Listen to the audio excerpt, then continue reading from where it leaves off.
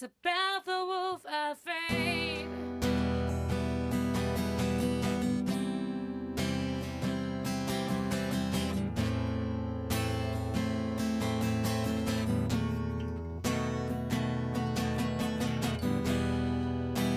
Poised for a battle, chaos or peace of mind, running round in circles, wreaks havoc every time. Still my head high, kill fear with a smile. I'll rise against the storm, breaking down the cages and involving the deep inside. To build a better new, we gotta tear down these walls. The only way is through, ever leading from the heart. If darkness starts with me, then I will do things differently. It's about the wolf I feed. I haven't broken down yet. I made this wolf my friend.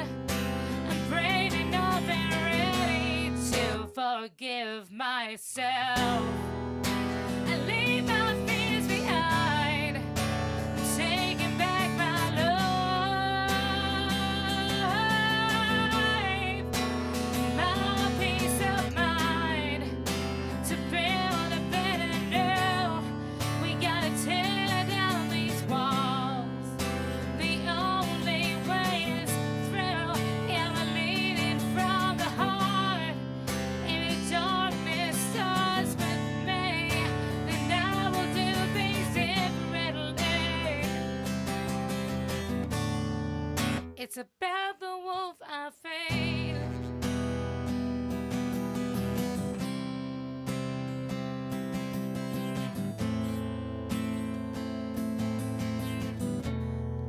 It's about the wolf I fade.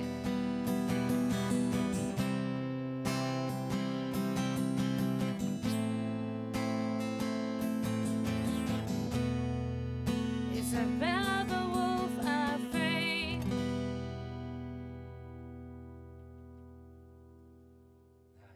How does Imogen navigate the world?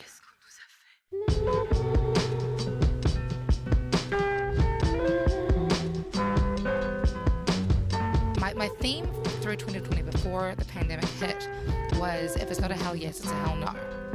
And so 2020 brought it with it, of course, a lot of opportunities for me to say either hell yes or hell no.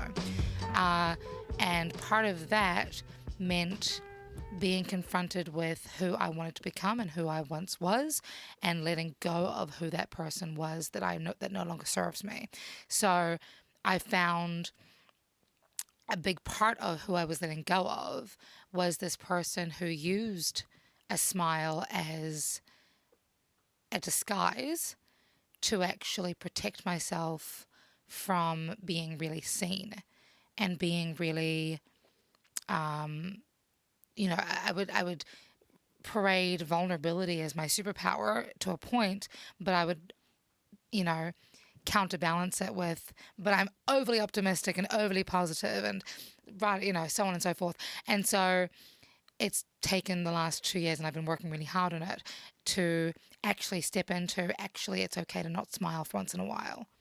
I'll wear it from time to time when it serves me, but I'm now in a place where I can take that cloak off and write these songs that are really scary and really intimate and really vulnerable and really real, to a place where I'm beginning to recognize that the smile is actually an opportunity for me to step into if I want to, but it's not my go-to anymore.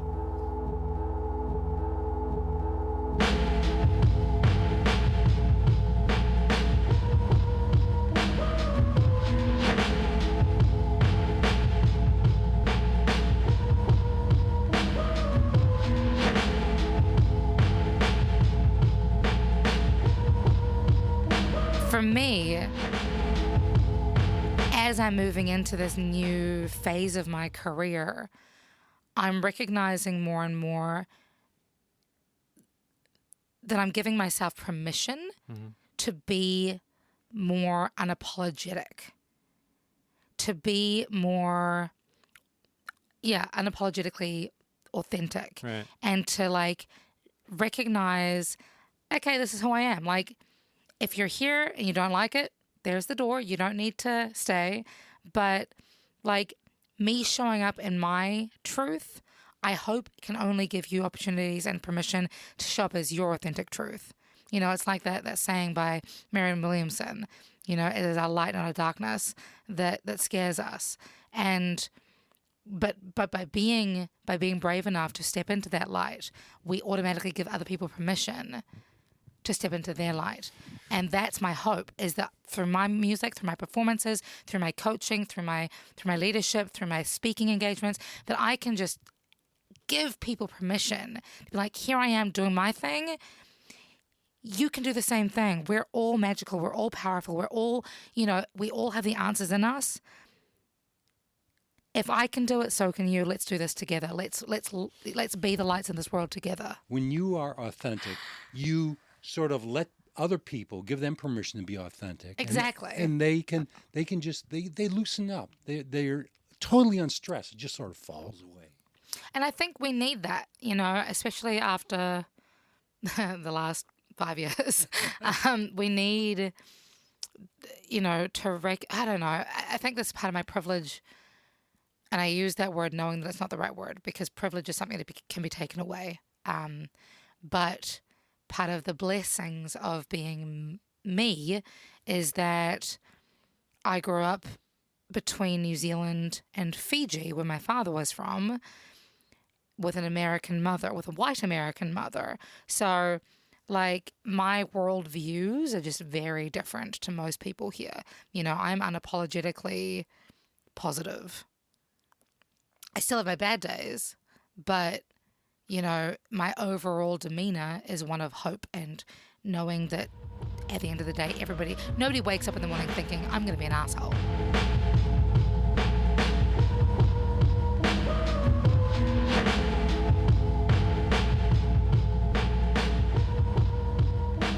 But we're positive towards different things. In other words, we're more positive towards some things and less towards others. I mean, some things really get us excited, and some things, it's good. Yeah, it's good, yeah, for sure. So, but I didn't want to forget my question. So in terms of like shining the light, being that beacon for other people, so describe to me a little bit what, the behaviors that you would associate with the older versus the newer. Like, what were some of the things that you not recognizing? You're talking about musically? Well, in terms of just like your artistic self, you're describing like how you felt like you weren't authentic. Tell me the ways in which you feel like, what were the actions that were inauthentic, or you now feel are not authentic towards your new self? Maybe I think I used to use music as a communication tool to express myself in a way that I was still holding on to fear. That's interesting. Right. So, of course, we're all fearful about some things. Of course. And as we should be, fear keeps us alive. But I started writing music. I started making up songs when I was 3 years old. I started writing songs when I was 5. I decided on my 5th birthday I wanted to be a rock star, a mum, a teacher, a counselor, and a fashion designer. I was a very precocious 5-year-old. But back then, the things that I was writing about, they were definitely my experiences. They were true to me, but they were looking at more the broader feelings as opposed to actually attacking the issues. So I was born with a health condition called hydrocephalus. I had my first brain surgery at the age of 4 months. By the age of 10, I'd had 10 brain surgeries. By the age of 14, I'd had 24 surgeries total. That kind of trauma, medical trauma, the consequential neurological trauma, the consequential emotional trauma, educational trauma, social trauma, and then, of course, the other experiences that we have as young women. I'm sure you guys can relate. No, I'm kidding. It all sort of it builds upon itself, right? The snowball effect of just like, and so I always use songwriting as like a kind of a tool, but I wasn't allowing myself to really dig beneath the surface of the pain that I was writing about. So I was looking at it from a very broad perspective, as opposed to really going, actually, I was raped and this is what it feels like. Or actually, I had brain surgery and I lost entire chapters of my life that I can no longer remember. Now with this new album, with my old, my latest album, Born in Crisis, and my new album that'll be coming out this year, I'm now in a position where I think I'm allowing myself to actually be strong enough and vulnerable enough and loving myself enough to be okay with tackling these issues unapologetically.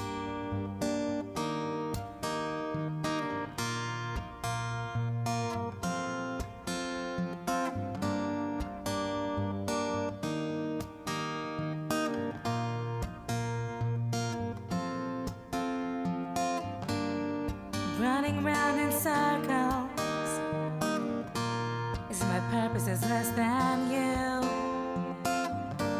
And with every single hurdle, I have to prove that I'm good. And we're dancing in the grave, throwing out abuse, refuse to meet halfway, refuse to call a truce. So I'm breaking my back, you're breaking the rules, fighting eye for eye, bending the truth. It's either white or black, there's no in between, fighting tooth and nail to finally be free. You won't hear me, you won't see me, you won't hear me, you won't see me.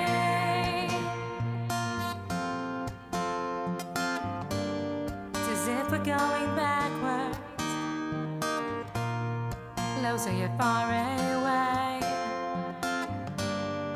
Though you say the right words, it's not what your actions say. So we're skating on thin ice, throwing out abuse, pretending to play nice, refuse to call a truce. So I'm breaking my back, you're breaking the rules, fighting eye for eye, bending the truth. It's either white or black, there's no in between, fighting tooth and nail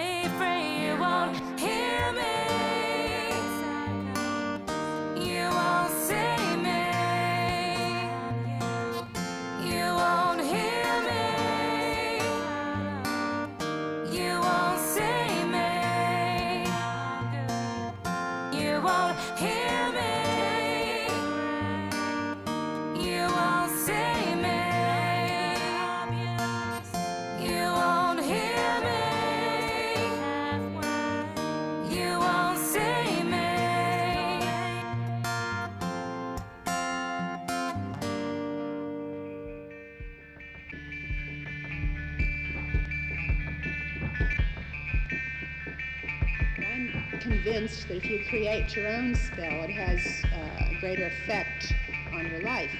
But very many people don't have the confidence to do this as beginners. So I think a simple spell is to light the flame of a candle and to sprinkle a circle of salt around the area that holds the candle and you. And then write down on a piece of paper what it is you want to accomplish in a very simple statement, maybe a sentence or two. And then burn this in the flame of the candle, all the while concentrating very dynamically upon the effect of the flame. And when you have burned this to an ash, then you know that what you want is about to come your way.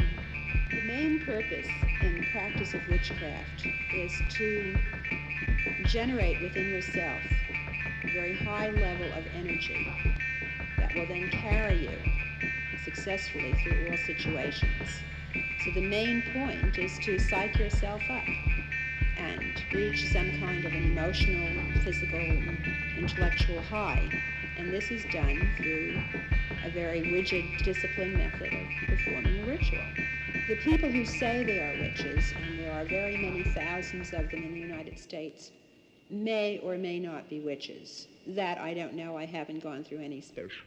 I went to it wasn't a wedding, it was like a love ceremony in Barcelona a couple of years back. And part of the celebration was a yoga session where the yogi instructor said something, and I'll never forget it. You are loved, you are love, and everything you need lives within you. And to me, what that said to me, and this has shown up in multiple ways since that yoga session, where the overall sort of lesson for me has become, we do have the answers in us. We have the solutions.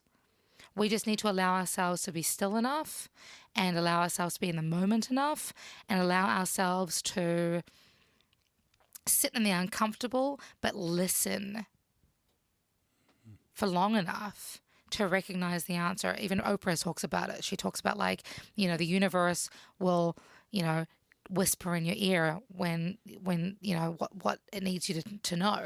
If you don't hear it, it becomes a yell. But with Oprah, I mean, that's probably like one of the millions of people who works for her, and all, I don't think there's ever a moment that it's quiet around her.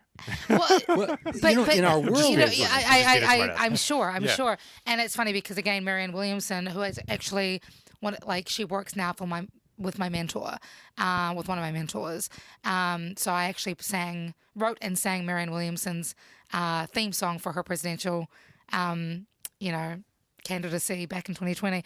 It's wild. This country is wild. I don't understand my life. But, That's good though, right? It is. But but she talks, Marianne talks about it all the time as well. Like, the universe will tell you, if you don't listen and pay attention to the clues, pretty soon you're going to get a hit in the head and go, hey, Emma, you're not doing the right thing. Like, this isn't working for you because you're not in your right path. And I think that's been one of the, back to the 2020 episode of Hell Yes, It's a Hell No. How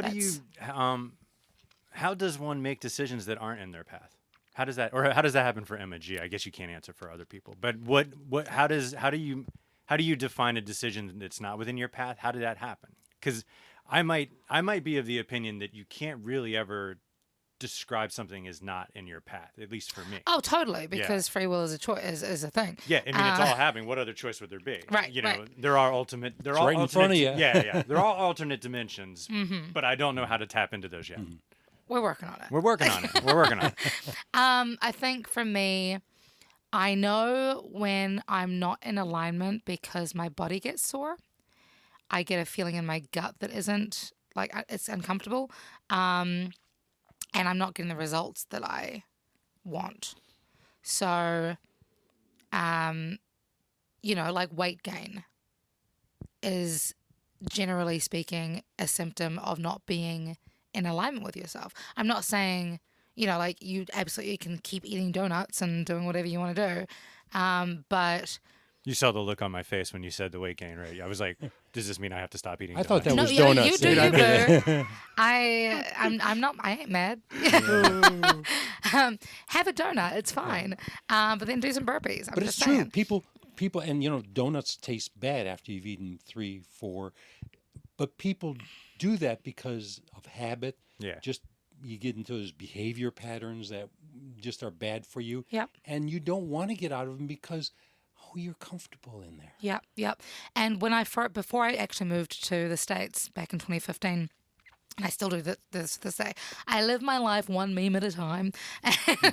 And one of my favorite memes that I found, I think it was around maybe 2014, 2015, whereas, if this is your comfort zone, like a small little ball, that's your comfort zone, the awesome stuff happens outside of that.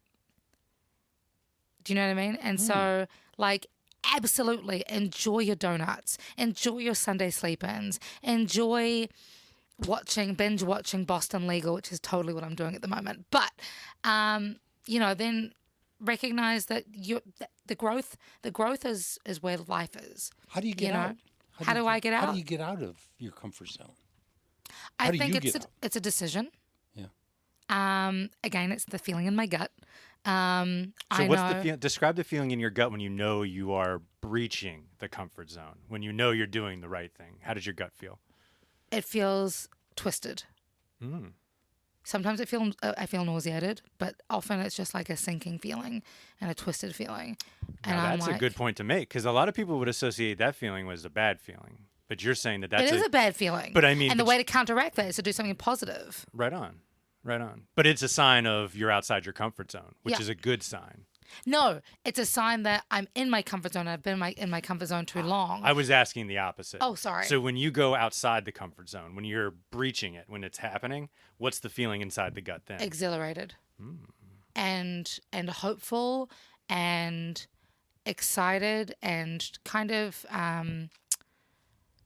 what's the word?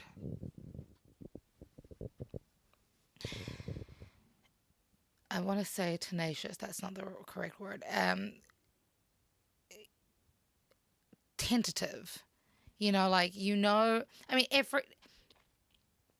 everything that I do that's outside of my comfort zone it's exploration. It's like feeding that inner child of like going on an adventure and going on a bear hunt and, exploring what new recipes you can cook with. Like going out of your comfort zone doesn't have to be something ridiculous. It can be literally just like getting off the train a stop earlier and walking the rest of the way and seeing what you see. Yeah, totally. It can be, changing up your recipe to include, I don't know, honey instead of sugar. Or it can be something a little crazier like packing a bag and moving to the other side of the world. But with that, I knew in my gut, okay, sure, it was exciting, it was scary, it was totally outside of my comfort zone. But at the end of the day, what's the worst that can happen? You're speaking to somebody who's had 10 brain surgeries. You're speaking to somebody who's lost multiple people to suicide and drug addiction, alcohol poisoning. Not a day goes by, even in the comfort of your home, where you are guaranteed anything. The last 2 years have shown us this. Nothing is certain. So why are we spending our time being safe? Obviously being safe is important, but, being emotionally safe when, you never know what's on the other side of the scary thing. Because it feels good for the moment. I mean, if you're secure, I think then you have the capacity to go out and do some crazy stuff. If you feel secure enough to get off the train and walk 2 miles, if you think that, hey, that'll be good. I'm not going to get mugged. I'm just going to have a nice walk. Mm-hmm. Mm-hmm. There's also the notion of oftentimes, I'm not speaking of people who build themselves into habits of comfort to mask. I'm not talking about addiction, Okay. I'm speaking of, there are people, usually people who have jobs that require a great amount of labor from them. Usually of course. Time, right? Yeah. And I'm not even speaking of manual labor. I mean, even like the banker who works 120 hours, a week or something. I know that's a bit abstract, but you understand what I'm saying. Mm-hmm. And so people build themselves comfortable habits because their life is so difficult to get outside of those things. And I sometimes hesitate, to speak in large poetic, like, hey, we're all in this together, baby, with people who are overworked, because their life is remarkably different than mine. Totally. Speak to the inspiration to that group of people, the people who find themselves overworked, because I do think there are words for those people. I think when you get so caught up in a rat race, and I'm not condoning that lifestyle at all. Of course, a lot of people have that out of necessity. It's a symptom. You don't need to beat nature into submission. Why be hostile to nature? Because after all, you are a symptom of nature. You, as a human being, you grow out of this physical universe in just exactly the same way that an apple grows off an apple tree.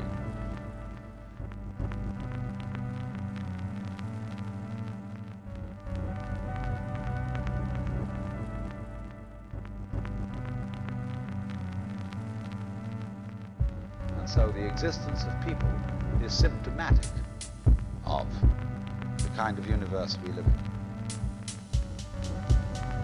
Just as spots on somebody's skin are symptomatic of chickenpox.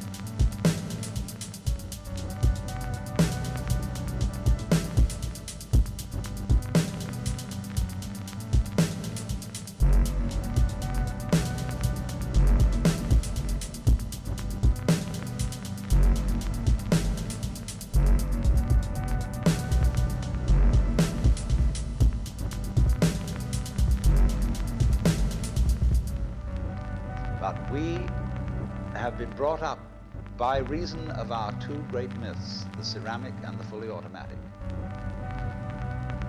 not to feel that we belong in the world. So our popular speech reflects it. We say, I came into this world. You didn't, you came out of it.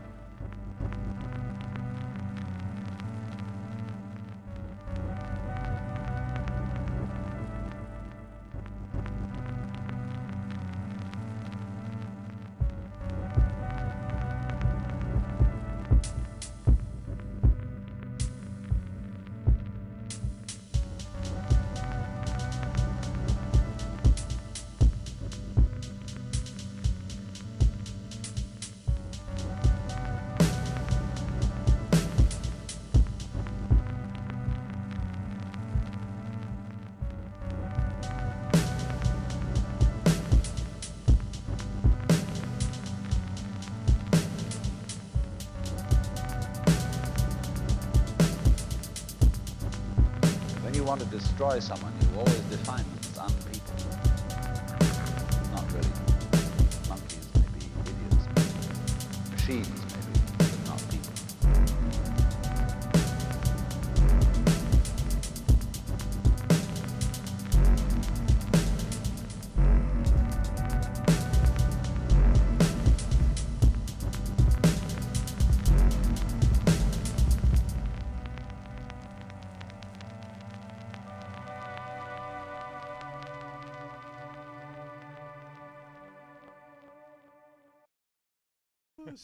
Stay tuned for Chicken Man and the Flower Power Hour coming up later on at 9 o'clock.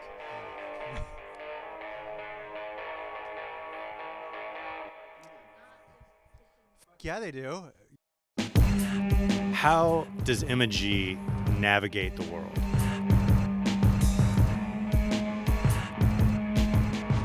I know that's a bit abstract, but you understand what I'm saying. And so people build themselves comfortable habits because their life is so difficult to get outside of those things. And I sometimes hesitate, to speak in large poetic, like, hey, we're all in this together, baby, with people who are overworked, because their life is remarkably different than mine. Totally. speak to the inspiration to that group of people, the people who find themselves overworked, because I do think there are words for those people. I think when you get so caught up in a rat race, and I'm not condoning that lifestyle at all. Of course, a lot of people have that out of necessity. It's a symptom of how messed up Western civilization is to require people to work that hard in order to make ends meet, or in order to make, get promotions or anything. Like that is a huge, I think, downfall of Western society in many ways. However, again, stepping out of your comfort zone could be as simple as taking a different train home, taking a different route in your car on the way home. And it's not just about like taking a giant leap of, stepping out of your comfort zone. It's actually good for the brain to be able to, when we live in monotony so much, where our brains switch off a little bit and go into autopilot. And that is actually one of the massive contributors to things like Alzheimer's and dementia, is that when you're no longer thinking, you're no longer engaging your brain healthily, you go on autopilot. Nothing grows, nothing develops, nothing is pushed. So even just something as simple as taking the train home a different route, Or do some Sudoku. Or doing some Sudoku. My grandmother, my father's mother in Fiji, we used to do those code cracker puzzles all the time. My partner and I do them now all the time as well. Just like Sudoku, crosswords, word games. So good for the, Mad Libs. Yeah. I love Mad It's Libs. so good. Right? We should do Whatever Mad Libs on happened the to show. Mad Libs? That would be fun. I'm about to roll out a songwriting Mad Libs Oh, that's fantastic. edition for my clients, because Mad Libs are just so much fun. Yeah. But I lost art. but like doing things like that to just engage the brain, that can be all is required to step out of your comfort zone, especially for those who've never written a song before. You know what I mean? Or written a short story before. Do some Mad Libs. Do something a little bit out of the ordinary. There's always a couple people that I think about. I do believe that a lot of people who overwork themselves, while there is a requirement of that in our society. Our society loves a go-getter. For sure. Loves a go-getter. I do think there are a large portion of people who work themselves to death because they can't think of anything better to do. That was me. Yeah, and so speak to that a little bit. Well, I think it is back to that cape that we were talking about, where we're often so scared to face our reality, to face our actual selves, that we mask it with a smile, mask it with a job description, mask it with tasks. One of the things that I'm really grateful for 2020 and 2021 for is the ability to actually pause. I really dove deep into meditation, yoga, which I never thought I would do. You're speaking to somebody who did bodybuilding for 3 years, and I'm now back doing Krav Maga, and a little bit of weightlifting as well. But balancing that with yoga and meditation and reading and audio books and things. I think just taking some time for ourselves, and it's not just good for the soul, it's actually good for your work productivity as well. Because we all know this, if you are empty, if you have nothing to give from your cup, why do you keep pushing to give from your cup? You can't deliver anything more at work if you're exhausted, if you're stressed, if you've had a fight with your partner and haven't had time to resolve it, if you've not seen your kids for God knows how long. If you are on empty, you're actually not productive or for yourself or for your workplace.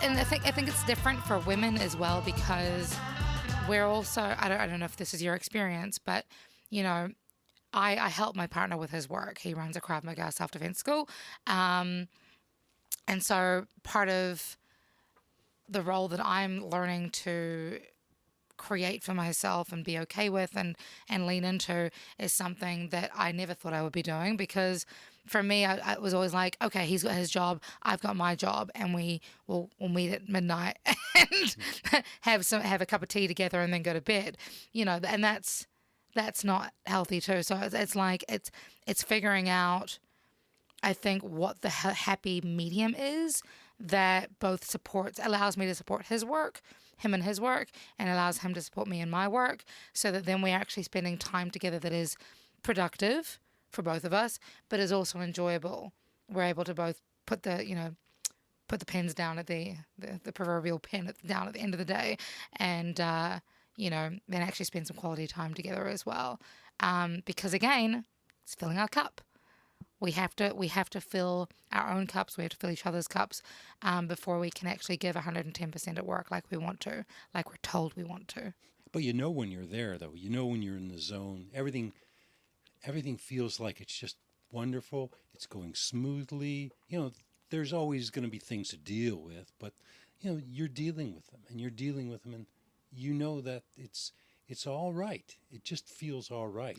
Well, if it feels all right, that means you're in alignment. And most people aren't. There's a lot of people who go to work every day and they don't feel all right. Yeah. Their paycheck that's is like fine. 90% of the people. Right. And I see it all the time because, again, I started my career here in the country as a street performer. At 6 a.m. to 10 a.m., I would sing for people on their way to work. And the amount of feedback I got from people thanking me because they'd forgotten what it felt to feel, because they were so numb, so go through the motions every single day. Yeah. And what blows my mind, and so I do dog work, and I talk to my clients about their jobs, because why not, right? And what amazes me is anyone who describes their job, and I don't care whose job it is, aside from if you're like a cobbler, listening to them talk about their jobs, I'm like, so it sounds like what you do for a living is answer emails. I'm just asking, or Zoom calls, and you check in on these emails, and that's everyone's job, and it's insane, and to a certain extent, I understand that it is the manner of communication, but in talking to some of these people, this takes up a lot of fucking time, man. It takes up a lot of time. It does. It's funny. When I first met one of my musician friends, he asked me what I did for a job, and I told him I sold love for a living. Because that's, sure, there's emails involved and whatever sometimes, but at the crux of my work is very much about reminding people to love each other and love themselves. I find people who say, what do you do for a living, or how do you work for a living? I find that very irritating. Yeah, I agree. What do you tell people, Don, when they ask? I don't know what to tell them. I just sort of like, I do, there's lots of things I do. And each one of them is pretty important. Otherwise I wouldn't choose to do it. Mm-hmm. And it's almost like they want to pigeonhole you, of course. It's a common type thing. You're a musician. Oh, you have a guitar. You play the guitar, huh?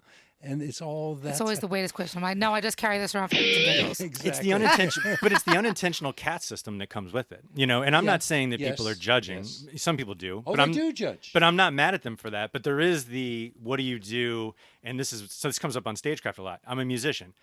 So do you make money doing that? That's that comes up a lot. And there's literally no other thing that you could say that you did that someone wouldn't say, and that pays the bills or that makes money. You could say like, oh, I work at the gas station. Does that get you laid? No one asks like the follow-up, except when it comes to like artistic creation. Right.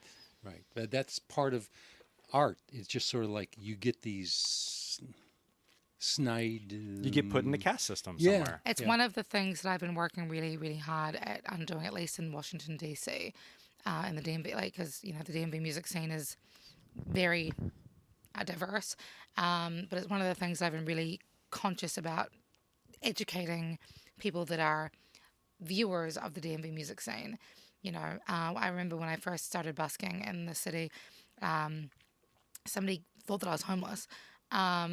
And I posted about it on social media, and the outpour of people who are not musicians who are like, that's ridiculous, because I mean, it's the oldest, music is one of the oldest forms of living, you know. But you're right. I mean, there's a lot of animosity and misunderstanding and miseducation around how to make a living as a musician and how it's possible. and Money for things. nothing and the chicks for free. It says it right in that song. You know, he's like, how about those guys playing the guitar? This He's is like, why I'll never listen to Dire Straits. well, but Kidding. but that's he's telling it from the perspective of someone who's diminishing in the art form. He wrote the song because he heard gentlemen who were delivering refrigerators and watching people on MTV, and they're like, that's a living. You're gonna just like get a blister on your thumb or something. Like those guys don't even work. And so the whole song is like, you know, money for nothing, you know, and the chicks for That's free. funny. 'cause Well, of everybody course it's not thinks work. art is a fallback position. Yeah. And first of all, it's not. Well, I mean, but the you have to want to choose it, and you have to want to do it, and you have to want to work at it. But it's gotten a bad rap. That's all I there's think, to it. but again, I mean, this is one of the beautiful things about 2021 and 2022 is that we are now in the there is no mistaking it. We are in the information technology age. There has been a dramatic shift in how society functions in a way that is now presenting artists to, you know, make a living from their music in ways that we couldn't even fathom back in the 90s or early 2000s. You know, with the advent of the internet, with the advent of, you know, multitudes of applications and programs and services and systems and things, there are ways that Patreon and, you know, ManyChat and ClickFunnels and all these things that we can now use as resources for our artists to create livable incomes, OnlyFans. You know, like there's just so many things that we can do now. But there's so many ways of getting ripped off by people. for it. Absolutely, if you live in fear. And this is the thing. Like when I say that because when you're an artist, one of the things that I've noticed in terms of how artists in my realm operate is that they know very much who they are and they know very much who their demographic is. And so by really speaking to that audience and living in service, they're able to eliminate those fears around getting ripped off. Does that make sense? Yeah, you're Well, I looking mean, at me it very works. askance. Well, I mean, I think the truth is it's worked for you and it's worked for the people you've coached, you know. I don't have a beat on that, to be Okay. honest with you, you know, but it's worked for you and it's worked for the people you've coached. That's the most important It's not part. just me. I mean, this isn't about me. This is about you know, there's a lot of incredible artists. Eli Lev, who's a local DC person. StageCraft alum. Right, Yep. right. Luke Justin Roberts, Elena Lacoya, you know, all these artists who have been using Mary Jo Mattea, Stephanie Mathias. Like there's so many artists out there who have found their niche and are using these different systems and tools to create a trusting community of fans that is able to support them in whatever work they're doing. Well, how did it not work before? What was Fear. People like as we move from like the what is it? We've been in the industrial age for the last however many years, right? the industrial? Yeah. yeah. I understand. And then we move into the IT realm and internet realm. I think a lot of it is down to it not working for people because we've lacked the service the service aspect of running a business. I think a lot of artists are very much of the mindset of like, look at me, I'm so great.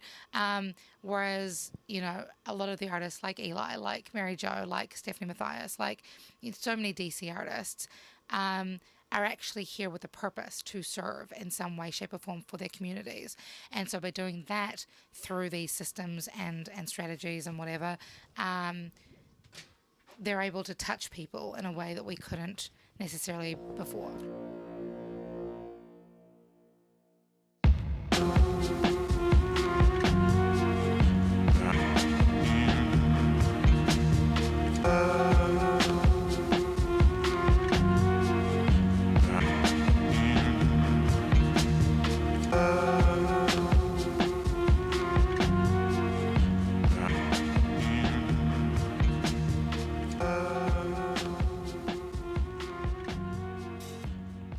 Well, that's what I'm asking though. Is it like when you say we couldn't before, describe those.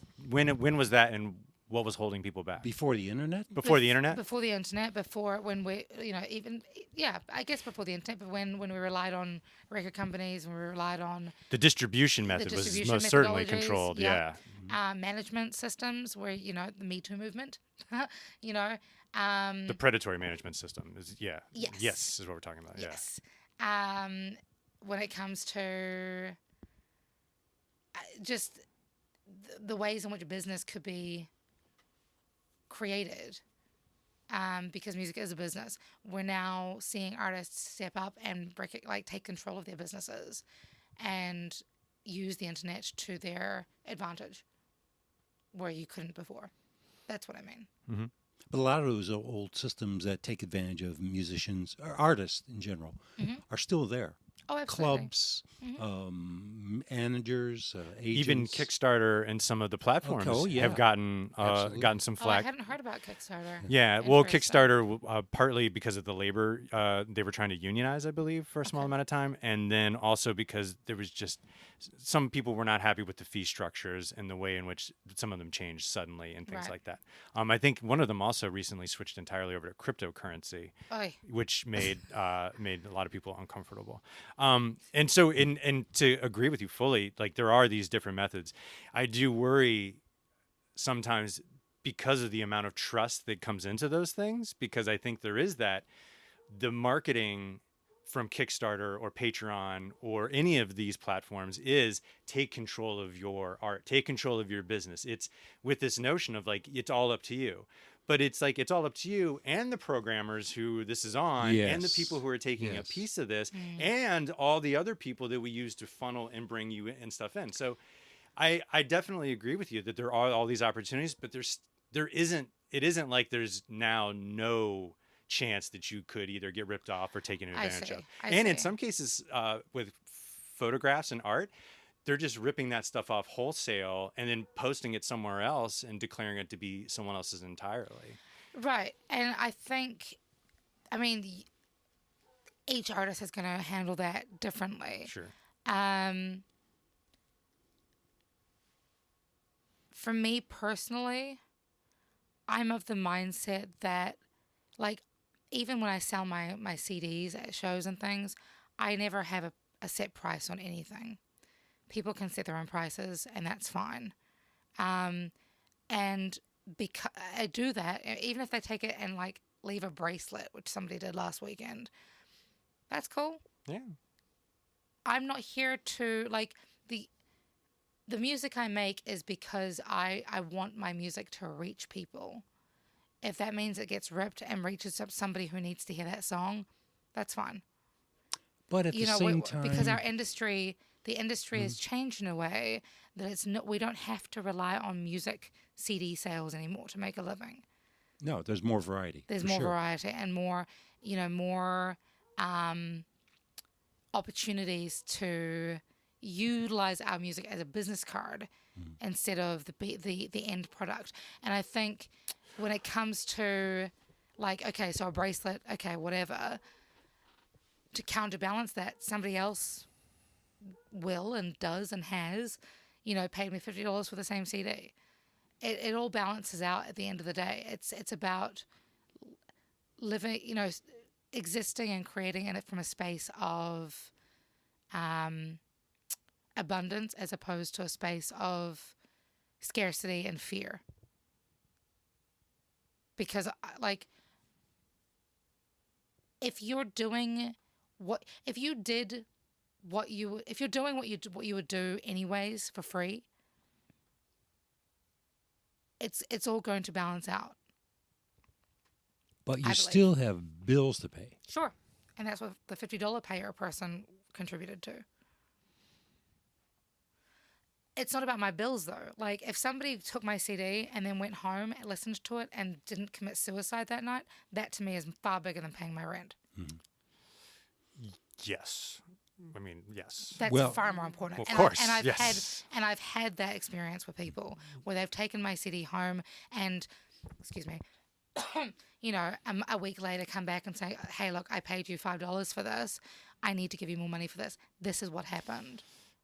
Well, your music's good, Emma G. What about people whose music is bad? I'm only kidding. I was just thinking.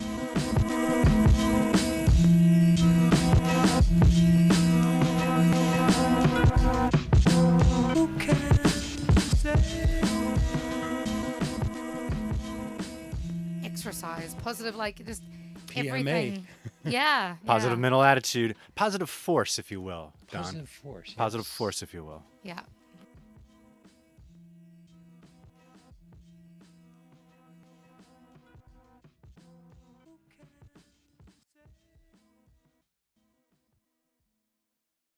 It's much better than Space Force, in my opinion. But Space. Oh God. Is that still around? I think so. Yeah, I so. think it's in Mar-a-Lago. They literally all just hang out in his hotel with him. We don't mention his name. We don't mention Voldemort's name, But they wear helmets. Ah. but they do wear helmets. Yeah.